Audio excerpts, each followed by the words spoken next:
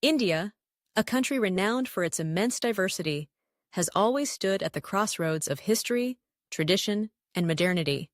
At its foundation, the Indian constitution enshrines the principle of secularism, a conscious choice made by its framers to ensure that, in a nation of multiple faiths, no single religion would hold sway over the state.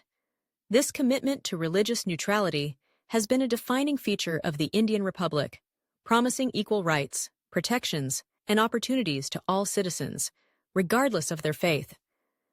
Yet, in recent years, particularly under the leadership of Prime Minister Narendra Modi and the Bharatiya Janata Party, or BJP, the character of India's political and cultural landscape has undergone a subtle but unmistakable transformation.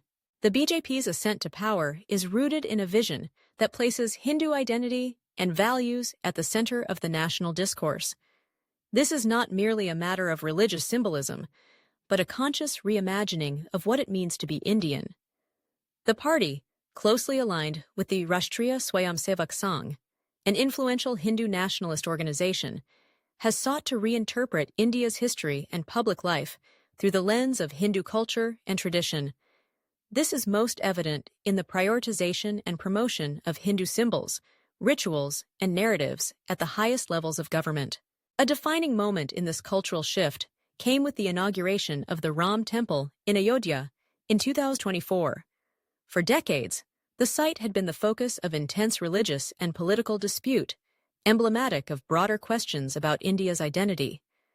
The government's active involvement in the temple's construction and the prominent role played by Prime Minister Modi in the inauguration ceremony sent a powerful message.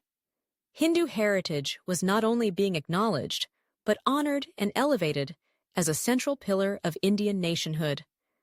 Scenes of leaders donning religious attire, invoking Hindu deities in public addresses, and drawing upon spiritual language became increasingly common, signaling a new era in the country's political rhetoric. This emphasis on Hindu identity was not confined to symbolism alone. It found its way into policy and legislation, sometimes sparking controversy and debate about the implications for India's secular framework. One of the most notable examples was the passage of the Citizenship Amendment Act, or CEA, in 2019. Designed to fast-track citizenship for non-Muslim migrants fleeing religious persecution from neighboring countries, the law was hailed by its proponents as a humanitarian measure. Critics, however, argued that by explicitly excluding Muslims, the act undermined the principle of religious equality and sowed the seeds of division.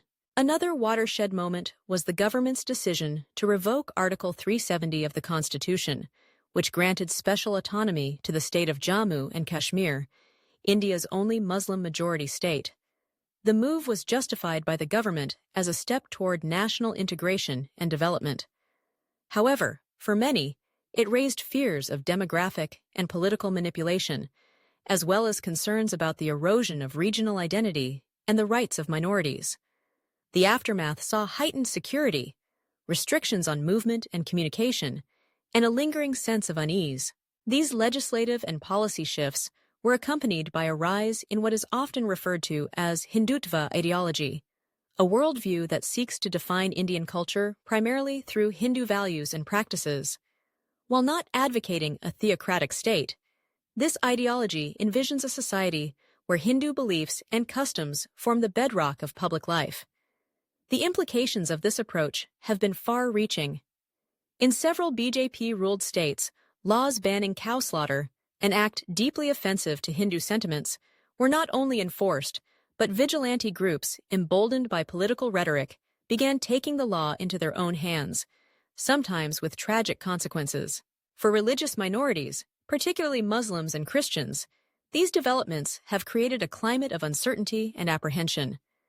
Reports of hate speech by politicians, communal violence, and targeted actions, such as the demolition of homes in predominantly Muslim neighborhoods under the pretext of anti-encroachment drives, have contributed to a growing sense of marginalization. Although such incidents do not define the experience of every minority community, they have nonetheless raised serious questions about the direction in which the country is headed. Despite the controversies, Prime Minister Modi remains an immensely popular figure, especially among the Hindu majority. To many of his supporters, his leadership represents a long-overdue reassertion of Hindu pride, a corrective to what they perceive as centuries of subjugation under foreign and colonial rule, followed by decades of political appeasement. This narrative of cultural resurgence resonates with millions, fueling a sense of unity and purpose. Critics, on the other hand, warn that the line between cultural affirmation and exclusionary nationalism is perilously thin. They argue that the growing centrality of Hindu identity in national politics risks undermining the pluralism and inclusivity that have long been India's strengths. The weakening of secular norms, they contend, could have lasting repercussions for the rights and freedoms of all citizens. Yet, it is important to note that, despite these shifts, India's constitution remains unchanged. The country is not formally a Hindu state, nor have its legal guarantees of religious freedom been repealed. Civil society, the judiciary, and the democratic process continue to serve as important checks on the excesses of majoritarianism. The story of contemporary India is thus one of competing visions, a nation grappling with its past, forging its present, and debating its future. On one side, there is the vision of a culturally assertive Hindu majority identity. On the other, a reaffirmation of the secular, pluralistic ethos that has guided the republic since its inception. The outcome of this contest, whether India continues on its current trajectory or rediscovers a more inclusive path, will depend on the choices of its people, the resilience of its institutions, and the wisdom of its leaders. As India stands at this crossroads, the world watches with keen interest. The questions raised today about identity, belonging, and the role of religion in public life are not unique to India, but resonate across democracies everywhere.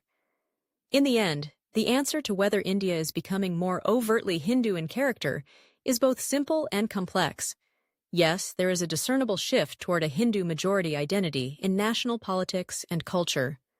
But the journey is ongoing, and the ultimate shape of India's destiny remains, as ever, in the hands of its people. The question of whether OIC, D8, and all Muslim-majority countries should unite in protest against Prime Minister Narendra Modi and take strong actions over the treatment of Muslims in India is deeply complex. While the OIC has consistently raised concerns about rising Islamophobia and attacks on Muslims in India, calls for collective action require careful weighing of diplomatic, economic, and regional stability factors. Any decision to refuse business or impose sanctions could have far-reaching consequences, affecting not only India, but also the broader international community.